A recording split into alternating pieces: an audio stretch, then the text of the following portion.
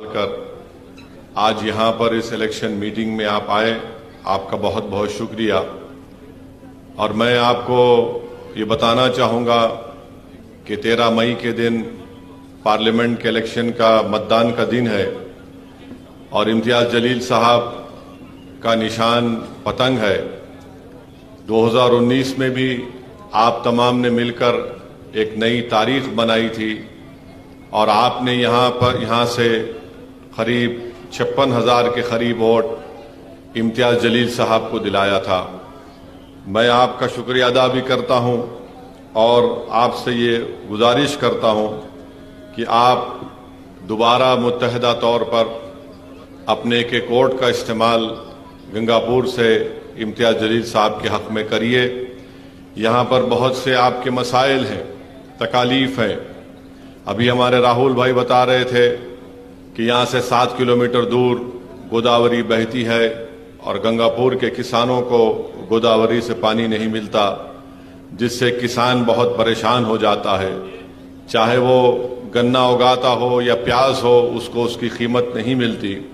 ये ऐसे मसाइल हैं जिसके लिए आपको एक ताकतवर आवाज़ की ज़रूरत है और आवाज़ ऐसी होनी चाहिए जो हर समाज के लोगों की तकलीफ को समझ सके। मैं आपको बड़ी जिम्मेदारी के साथ बता रहा हूं कि पिछले 5 साल से जब से आपने और औरंगाबाद की जनता ने इम्तियाज़ जलील को अपने वोट और अपनी दुआओं से यहाँ का MP बनाया, इम्तियाज़ जलील साहब ने हर समाज के, हर समुदाय के लिए काम करने की पूरी कोशिश की। और आप जानते हैं कि इनके 5 साल में, बल्कि पूरे 5 साल में 1.5 साल तो कोविड के जरिए ख़त्म हो गए और कोविड में लोग मर रहे थे, तकालीफ उठा रहे थे। तो इम्तियाज़ जलील साहब को सिर्फ 3.5 साल का मौका मिला। MP लाइट फंड भी नहीं, हम तमाम को नहीं मिला। जितना भी फंड मिला इम्तियाज़ जलील साहब ने उसका इस्तेमाल करने की कोशिश की और उसके ज़रिए से उन्होंने हर मुकाम पर डेवलपमेंट करवाया है। मैं यही बताना चाह रहा हूं कि गंगापुर के इस विधानसभा में लासूर का जो रेलवे स्टेशन के क्रॉसिंग का मसला है, मैं आपसे वादा करके जा रहा हूं कि इंशाअल्लाह ताला क्रॉसिंग का मसला है, हम जरूर पूरी कोशिश करके उस मसले को भी हल करवाएंगे। मेरी आप तमाम से एक अपील है कि 5 साल में आप इम्तियाज़ जलील साहब का कोई एक ऐसा स्टेटमेंट बता दीजिए कि इम्तियाज़ जलील साहब ने किसी समुदाय या किसी मजहब के मानने वालों का दिल तोड़ा है। इम्तियाज़ जलील का कोई एक स्टेटमेंट नहीं दिखा सकते। इम्तियाज़ जलील ने पार्लियामेंट में जब कभी भी बात की है, उनको मौका मिला, उन्होंने हर समाज की तरक्की के लिए और इंसाफ के लिए बात की। आप जानते हैं कि पार्लियामेंट में धनगर समाज के रिजर्वेशन की बात एक नहीं कई मरतबा MIM पार्टी की तरफ से इम्तियाज़ जलील साहब ने इस मसले को उठाया। पार्लियामेंट का आखिरी सेशन हो रहा था जनवरी में, उसमें आप देख लीजिए इम्तियाज़ जलील की वो तकरीर है, वो स्पीच है जिसमें इम्तियाज़ जलील ने धनगर समाज से इंसाफ का मुतालबा किया। बल्कि इम्तियाज़ जलील ने अपनी स्पीच में बताया कि कैसे BJP हो या शिवसेना हो या राष्ट्रवादी हो या कांग्रेस हो, इन्होंने धनगर समाज को सिर्फ उनके वोट हासिल करने के लिए इस्तेमाल किया, मगर उनसे इंसाफ नहीं किया। सामाजिक न्याय की बात सब लोग करते हैं, मगर उसको जमीन पर अमल करना, उसके ऊपर अमली जामेनामा पहनाने का काम अगर कोई कर रही है तो पार्टी MIM पार्टी है। वहीं पर इम्तियाज़ जलील ने मराठा समाज के रिजर्व आरक्षण की बात की। वहीं पर इम्तियाज़ जलील ने अल्पसंख्यक समाज के मुसलमानों के आरक्षण का मसला उठाया कि किस तरह महमूद रहमान कमेटी की रिपोर्ट को बॉम्बे हाई कोर्ट ने कबूल किया था। मेरे भाई, मेरे बुजुर्गों, मेरी इज्जतदार माँ और बहनों, ये आपके MP की मेहनत रही है। और 20 साल से जिस पार्टी का MP जीत कर आ रहा था औरंगाबाद की जनता के वोटों से, वो जब कभी भी अपनी जबान से कुछ बोलते, अनाप शनाबी बकते थे, वो दिल तोड़ने की बात करते थे, वो घरों में नफरत की दीवार उठाने की बात करते थे, मगर इम्तियाज़ जलील ने वो काम नहीं किया। अब आप देख रहे हैं कि 2 शिवसेना दो राष्ट्रवादी, एक बीजेपी, एक कांग्रेस, ये 6-6 मिलकर इम्तियाज जलील की कामयाबी को रोकने के लिए आ रहे हैं। ये जान चुके हैं कि अकेले नहीं मुकाबला कर सकते, इम्तियाज जलील को रोक नहीं सकते। तो दोनों शिवसेना, दोनों राष्ट्रवादी, एक कांग्रेस, एक बीजेपी मिलकर ये कोशिश कर रहे हैं कि इम्तियाज जलील की कामयाबी को रोका जाए। एक शिवसेना का 20 साल से जिसको औरंगाबाद की जनता ने अपनी खिदमत करने के लिए एमपी बनाया, वो आज कह रहा है कि भाइयों बहनों मेरा आखिरी इलेक्शन है, मेरी मदद कर दो। मैं उससे कहना चाह रहा हूं तेरा आखिरी इलेक्शन 2019 में हो चुका है, अब कोई तेरा आखिरी इलेक्शन नहीं है। 20 साल तुमको औरंगाबाद की जनता ने मौका दिया, 20 साल की शादी हो जाती, तुम 20 साल में कुछ भी नहीं कर सके औरंगाबाद के लिए। अगर हम उनके 20 साल के स्टेटमेंट को निकालेंगे, एक से एक वाहियात किस्म की बातें उन्होंने की, नफरत की बातें की। मगर एक बात तो है कि इम्तियाज जलील को आपने कामयाब किया, धनगर समाज ने किया, दलित समाज ने किया, मातंग समाज ने किया। इम्तियाज जलील को मराठाओं ने वोट दिया, गरीबों ने वोट दिया, बंजारों ने वोट दिया, अल्पसंख्यक समाज, मुसलमानों ने, सिखों ने, ईसाई ने वोट दिया। तो 5 साल में शिवसेना का ये उम्मीदवार जो आज खड़ा है, वो इम्तियाज जलील के नक्शे कदम पर अब चलना शुरू कर दिया। कैसे चल रहा है इम्तियाज जलील के नक्शे कदम पर? अब जहां कहीं भी जा रहा कह रहा है, ए भाई हिंदू, मुसलमान, सिख, ईसाई सब मेरे को वोट दो। तो इम्तियाज जलील ने उसको पहला सबक सिखा दिया कि औरंगाबाद की जनता अब नफरत को कबूल करने वाली नहीं है। औरंगाबाद की जनता, मुझे यकीन है कि दोबारा यहां से इम्तियाज जलील को भारी अक्सरियत से, भारी मेजॉरिटी से दोबारा अपना एमपी बनाकर भारत की सबसे बड़ी पंचायत पार्लियामेंट में भेजाएगी, ताकि औरंगाबाद में जो डेवलपमेंट का काम करवाना है, मैं आपको यकीनन आपको वादा कर रहा हूं कि आपका हर काम इंशाअल्लाह ताला मुकम्मल होगा। इम्तियाज जलील एक बेहतरीन मेंबर ऑफ पार्लियामेंट साबित हुए हैं। मैं आपको बता रहा हूं कि भारत की पार्लियामेंट में जो सीनियर पार्लियामेंटेरियन है, जो 5-5, 6-6 मरतबा जीत कर आए, वो मुझसे आकर कहते हैं कि हमको ताजुब होता है कि पहली मरतबा ये जीत कर आया और इतनी अच्छी बात कैसे करता है कि 5-6 मिनट में वो पूरी अपनी बात को रख देता है। तो ये काबिलियत है इम्तियाज जलील की। और अगर Imtiaz Jaleel member of parliament बना तो ये आप लोगों की दुआ और आपकी वोट से बना। औरंगाबाद से इम्तियाज जलील को आपने कामयाब किया, तो ये इम्तियाज जलील की सिर्फ पर्सनल या जाती कामयाबी नहीं है, ये औरंगाबाद की वो जनता की कामयाबी है जो अमन चाहती है। ये औरंगाबाद की वो जनता की कामयाबी है जो जुल्म को बर्दाश्त नहीं करती, बल्कि मजलूमों से इंसाफ का मुतालबा करती है। इम्तियाज जलील की जाती कामयाबी नहीं है, बल्कि उन लोगों की कामयाबी है जो सामाजिक न्याय को देखना चाहते हैं कि औरंगाबाद में सामाजिक न्याय हो। ये उन लोगों की कामयाबी है जो औरंगाबाद में किसान आज परेशान है, खुदकशी कर रहा है, उसके ताल्लुक से कोई बात नहीं कर रहा है। और आपको एक और बात बता रहा हूं कि महाराष्ट्र की सियासत में, महाराष्ट्र के पॉलिटिक्स में सब लोगों ने अपने कपड़े ऐसा बदल दिए जैसा कि सुबह में एक कपड़ा एक पार्टी का, दोपहर में एक कपड़ा एक पार्टी का, शाम में एक कपड़ा एक पार्टी का, सुबह अब तक एक और कपड़ा पहन लेते हैं। मगर इम्तियाज जलील में वो बात नहीं है। इम्तियाज जलील जिस पार्टी से कामयाब हुआ, इम्तियाज जलील उसी पार्टी के तहत रहकर काम किया। आप देखते जाइए कि ऐसा कभी कभी जब टीवी पे अखबार में फोटो देखकर या नाम देखकर पढ़ता हूं तो मुझे पूछना पड़ता है इम्तियाज जलील से कौन सी पार्टी में अभी है। तो इम्तियाज जलील बोलते हैं, असद भाई कल शाम तक यहां था, आज यहां पर चला गया। आप बताओ ये कोई राजनीति करने का तरीका है?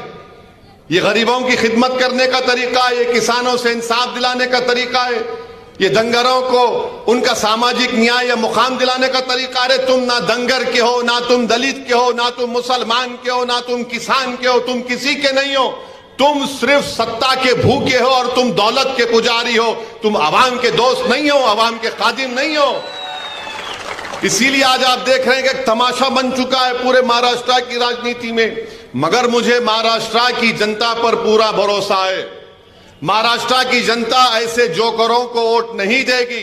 महाराष्ट्र की जनता ऐसे उम्मीदवार को वोट देगी जो बोला उसने काम किया, जिसको वोट दिया वो उसके पार्टी के साथ वाबस्ता रहकर उसने काम किया। इम्तियाज जलील को आप देखते हैं, दूसरे जो हैं तो ऐसा है कि कभी इधर कुलाटी मार रहे, कभी उधर कुलाटी मार रहे। समझ में नहीं आता कि इन लोगों की कुलाटियों को देखकर बंदर भी शर्मा जाता होगा कि कितने कुलाटी मार लिए लोग, कि कोई पार्टी में कहां पर है नहीं मालूम, इधर टिकट नहीं मिला, उधर गिर गए, उधर नहीं मिला, उधर चले गए। अरे किस्सा क्या है रे भाई, रुक तो जा, कम से कम सोच इन गरीबों का क्या हो रहा। किसान मर रहे हैं, लोग परेशान हैं, महंगाई आसमान को छू रही है, कोई किसी की बात नहीं कर रहा है। करप्शन का स्कैंडल है, वो बोलते मित्रों के पास चले जाओ, उनकी चाय पियो, तुम साफ हो जाते। आखिर कैसा होगा बताइए फिर आप, फिर गरीब किसको वोट दे। और ऊपर से आप देखते हैं कि इलेक्टोरल बॉन्ड का मसला हो गया। इलेक्टोरल बॉन्ड निकाले गए, आपको जानकर ताज्जुब होगा, तकलीफ होगी कि 8,000 करोड़ सिर्फ बीजेपी नरेंद्र मोदी को मिले। और मोदी बोलते हैं मैं ना खाऊंगा ना खाने दूंगा। अच्छा ठीक है, नहीं खाए नहीं खाने देंगे अलग बात है। 8,000 करोड़ लेकर जिस किसी ने उनको 8,000 करोड़ दिए, मोदी जी ने उनको डबल में इनाम दिया, कॉन्ट्रैक्ट दे दिया, तू ये कर ले, तू वो कर ले। अरे क्या आप दिल्ली के बादशाह है, फरमान जारी करके जागीर बांट रहे, तू एयरपोर्ट ले ले, तू वो स्लम को डेवलप कर ले, तू वो रोड बना दे। और आप जानते हैं अगर कोई बड़ा सेठ किसी सियासतदान को, नेता को पैसे देता है तो अपनी अम्मा के मरने के गम में नहीं देता, अपने बाप के मरने के गम में नहीं देता। वो क्यों देता है पैसे? जब एक हाथ देता है तो बोलता है कि 5 हाथ मेरे को वापस देना। 8,000 करोड़ बीजेपी को मिले, 8,000 करोड़। और हद तो यह हो गई कि आज से 4-5 दिन पहले भारत के प्रधानमंत्री नरेंद्र मोदी भाषण दे रहे थे कि भाइयों बहनों मछली दिखाई जा रही है, गोश्त दिखाया जा रहा है। अरे मोदी जी, आप गोश्त मछली पे क्यों मछली पे चले गए? तो मैं जवाब देना चाहूंगा। नरेंद्र मोदी की पार्टी को एक बीफ की कंपनी है अलाना ने नरेंद्र मोदी को 10 करोड़ रुपए का इलेक्टोरल बॉन्ड दिया, 1.5 करोड़ का शिवसेना को दिया। अब किसकी गोश्त की दुकान बंद है महाराष्ट्र में? समझ गए ना आप, किसकी गोश्त की दुकान बंद है? कथिक की और कुरैशियों की। ऊपर से 10 करोड़ गोश्त की कंपनी से ले लिया, मां गपागा खा ले रहे, और गरीब की दुकान खोलने नहीं दे रहे। अब वो गरीब दिन में 100-200 रुपये कमा कर घर को जाता था, मगर मोदी जी क्या बोलते? ना खाऊंगा ना खाने दूंगा, मगर इलेक्टोरल बॉन्ड देंगे तो तुमको पूरा महाराष्ट्र कुर्बान कर दूंगा। आप बताओ क्या होगा? ये राजनीति ऐसी चलेगी? और बीजेपी को 1400 करोड़, कांग्रेस को 1300 करोड़, टीएमसी को 1100 करोड़, टीआरएस को, राष्ट्रवादी कांग्रेस को भी मिले। ये पूरे हम्माम में नंगे हैं, याद रखो आप। एक हम्माम में ये पूरे नंगे। अगर किसी को भी इलेक्टोरल बॉन्ड नहीं मिला तो बी टीम को नहीं मिला। हमको गाली देते हम बी टीम हैं। अगर मैं बी टीम हो तो कुछ तो मिलना चाहिए था ना। लॉलीपॉप नहीं दिए मेरे को, लॉलीपॉप नहीं हमको, इनको 5,000 करोड़ बाबा की जागीर है, लूट के जा रहे हैं। और बोलते हम ओवैसी बी टीम है, वोट काटता है। अरे भाई, मैं इलेक्शन चुनाव लड़ता हूं, सबके सामने आके लड़ता हूं, बगैर किसी से डरे लड़ता हूं। मेरी जान पर कई मर्तबा हमला हुआ, गाड़ी पर गोलियां चली, मगर हम बिकने वाले नहीं हैं दौलत के आगे। ना हम दौलत के आगे बिकने वाले हैं, ना हम ताकत के आगे झुकने वाले हैं। ये एमआईएम पार्टी है। और दूसरे देखे तो आप सब बिक गए, उन्होंने खरीद रहे, सेठ साहब खरीद रहे, ले कितना लेता ले, बोल लगा, तेरी बोली कितनी है बोल। हर्राज हो रहा है पॉलिटिशियंस का इलेक्टोरल बॉन्ड के नाम पर। सब लोग अपना जमीर बेच चुके हैं। और जब आकर ये लोग गरीबों की बात करते हैं तो उनको आईने में जाकर अपना चेहरा देखना पड़ेगा कि तुम क्या गरीबों से मोहब्बत करते, जब उनका खून चूसने वालों से तुम पैसे ले रहे हो। मेरे अजीज दोस्तों और बुजुर्गों, मेरी इज्जतदार मां और बहनों, हम आपसे अपील कर रहे हैं कि 13 मई के दिन सुबह के अवलीन सातों में आप निकलिए।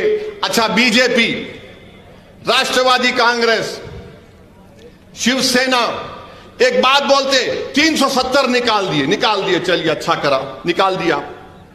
मेरे एक सवाल का जवाब दो, 370 के बाद क्या आता है? 371 आता है ना।